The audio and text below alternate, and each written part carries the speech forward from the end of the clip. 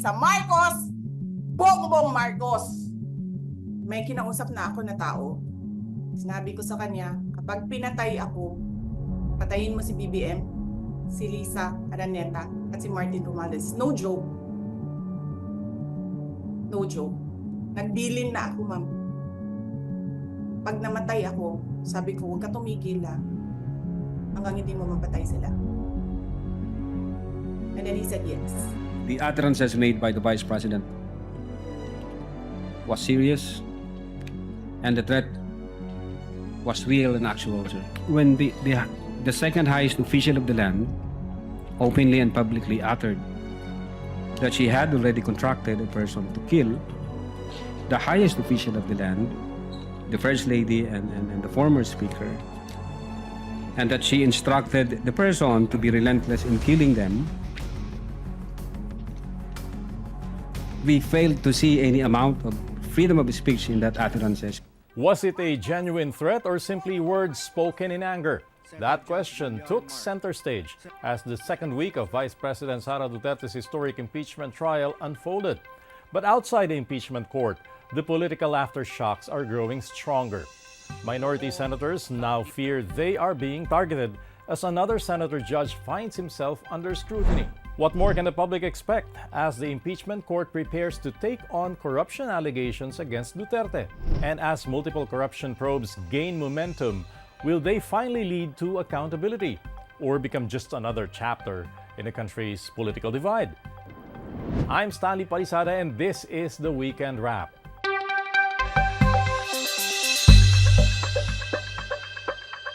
On the second week of Vice President Sara Duterte's historic impeachment trial has come to a close with just one witness taking the stand. Ginawa mo to, ito ang gagawin ko sa'yo, papatayin kita. National Bureau of Investigation Regional Director Jeremy Lotok testified as the impeachment court continued to tackle Article 4, centered on Duterte's alleged grave threats against President Ferdinand Marcos Jr., First Lady Lisa Araneta Marcos, and former House Speaker Martin Romualdez. Lotok told the court the NBI's investigation found the Vice President's public remarks to be real, serious, and absolute threats. He also said the statements had the potential to incite the public against government and disturb public order. God forbid may mangyari sa Vice Presidente for one reason or the other. Mati-trigger ho ngayon yung instruction, and then papatayin ngayon yung, God forbid again, ang Presidente, Lisa Marcos, ang former Speaker. In fact, even yung triggering na phase na yon, pwedeng mag-take advantage doon yung ibang grupo, thinking na pag in-assassinate natin ang tatlo, ang sisisihin ang Vice Presidente. So marami hong anggulo, Your Honor, para ho sa amin sa law enforcement. Medyo magiging disorder, magiging chaotic, magiging anarchy yung society. As a lawyer and being in the law enforcement, freedom of speech protects lawful expression. But it does not protect utterances that satisfies the elements of a criminal offense. Like this one, Your Honor. The defense, however, zeroed in on what it described as procedural missteps.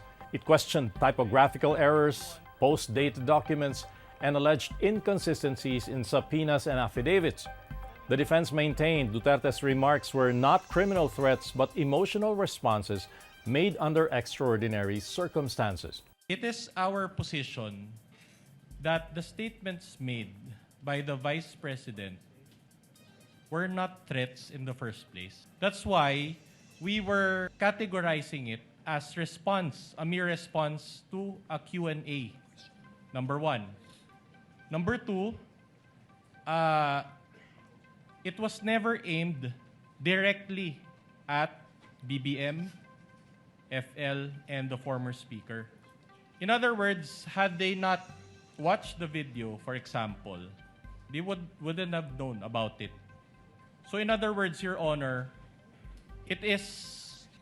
there was no threats to begin with. The Vice President, who was yet to appear before the impeachment court, echoed her lawyers' arguments. In a statement, Duterte said the trial has shown a lack of evidence against her.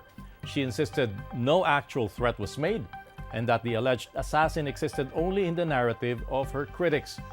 The remarks drew a swift rebuke from Malacanang. Hindi pa ba assassination plot ang pinagsasabi ng Vice Presidente noon? Kung hindi, ano yun? Wala siyang binanggit. Sinabi lang, paulit-ulit na assassination plot. So kung hindi ito assassination plot at walang pagbabanta sa buhay, ano ang ginawa ng Vice Presidente?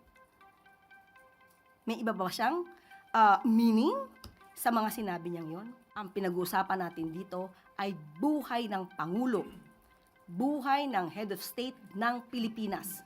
At ang nagbabanta ay hindi rin simpleng tao, Vice Presidente, na umamin na siya ay mayroong kakilalang killer. Uulitin natin, hindi ito simpleng grave threats. Ito ay mayroong kaugnayan sa national security ng ating bansa. The trial also revisited the controversial Operation Romanov. The defense had portrayed it as a secret plot to eliminate the Duterte family, claiming it explained the vice president's emotional outburst. But under questioning, the narrative took a different turn. Testimony revealed the term was first publicly mentioned by Davao City Mayor Sebastian Duterte as what was described as a warning directed at the first family. Yung Romanov plot, did you take that information seriously? Yes, Your Honor. That's the reason why nung marinig namin o makita namin yung question ni Princess Maui about the Romanov, we conducted an open source investigation. Tinignan ho namin baka meron. Yun nga, ang nakita namin yung January 2024 during Maisog Rally, if I'm not mistaken, na yung the word Romanov, ang nagbigkas ho noon si Mayor Baste, Your Honor. Parang baliktad yata ang sitwasyon. Kung kay Mayor Baste nagsimula ang Romanov, bakit dito ito yung tinatanong ni Princess Maui sa Vice Presidente? So, medyo it doesn't make sense. Will you also be presenting any other witness to prove this threat or this Operation Romanov? Yes, Your Honor, that will be part of our evidence in chief. Marcos says, The issue quickly sparked debate, with one senator judge coming to the defense of the Davao City Mayor. I'm not close to VP Sara. I'm not close to Mayor Baste. Ang kasama ko sa Congress si former Deputy Speaker Pulong. But in the last 4 years, I think I've seen him twice or thrice. Yes, Your Honor. Okay. But my reading nung sinabi ni Mayor Baste is pag natulog ka sa gabi, remember the Romanovs. So we have to look at our history. The Romanovs were evicted via a revolution. Diba? So, Mayor Baste was doing a parallel ng 1986 na paalis yung mga Marcoses via a revolution. But unlike the Romanovs, the Marcoses were given asylum or whatever you call it in Hawaii, and over time, nakabalik until the president became president. Ang Romanovs, inubos sila para nga hindi makabalik. Now, if Mayor Baste was making Romanovs uubusin kayong Marcos, di dapat na-offend si Senator Judge Amy Marcos. But I don't think we should draw a conclusion here that Mayor Baste was threatening the first family because remember, there's a thin line between a warning and a threat. Now, as the legal battle continued, the prosecution also changed tactics. It withdrew 8 witnesses, including Duterte's Chief of Staff, Attorney Zulaika Lopez. Prosecutors said the testimonies of NBI witnesses were already sufficient to establish the grave threats allegation, making other witnesses unnecessary. It is the